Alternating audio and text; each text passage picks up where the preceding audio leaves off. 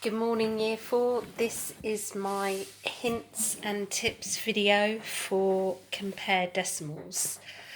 Okay, so if you grab your whiteboard and pen, and then you'll be able to work along with me.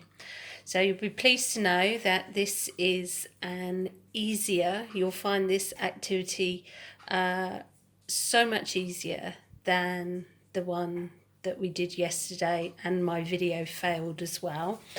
So let's crack on. Okay, so we're going to compare decimal values. We're going to do that using basically three mathematical signs. Okay, so we have a sign like this, and the sign like this, and the sign like this. So on your whiteboard, draw the signs and write any numbers between that would make a number sense, that would make sense. Okay, so do that now. So hopefully you've got the digits, completed the number sentences. Now write down what each sign means, okay, as if you were reading the number sentence. All right, do that now, and check your signs are the correct way around. So hopefully your first number sentence, your first number will be less than your second number. Okay, so 2 is less than 7. It doesn't matter what your numbers are, they won't be the same as mine. Okay, in the second number sentence, the first number needs to be greater than the second number. So 4 is greater than 1. And in the last number sentence, it needs to be the same, equal to. Okay, so 8 is the same as 8, or we can read it 8 is equal to 8. And if we're not sure about which way to put our sign, we can come back to our understanding from Key Stage 1, which is the open mouth is always eating the bigger number. But it's important that even when we place the sign, we then read the number sentence to check that our number sentence actually makes sense. That's the big step between Key Stage 1 and Key Stage 2. In Key Stage 1, you understand that the mouth of the crocodile is always eating the bigger number. But in Key Stage 2, we need to be able to read that number sentence. So 2 is less than 7. Okay, and we're going to compare some decimal numbers today. Okay, so on the sheet you're going to come across a number of place value grids. Okay, and they put counters in the place values. All right, so if you draw 2 place value grids, what we've got here is the circle is a place for you to put the less than, greater than, or same as sign. Okay, so that's what the circle is for. Right, here you can see we've got ones, tenths, hundredths, and on this side, ones, tenths, hundredths. Okay, so first of all, let's just you draw 2 place value grids with the circle in between, and then put 1 counter in each of the first grid's place values. Okay, all right.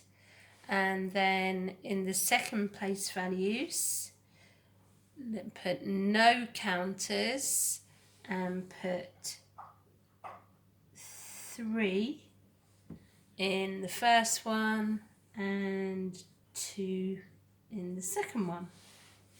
Okay. Now, drawn as counters, they're quite difficult, they're quite tricky to see. But as soon as you write them as numbers, you'll have absolutely no problem at all in telling, in comparing their value. Okay, so you could do it underneath or even in the box if you've got space on your worksheet. All right, okay, so here we go. There's 1.11. Okay. There are no ones, so I need to put 0 in the ones as a place value holder.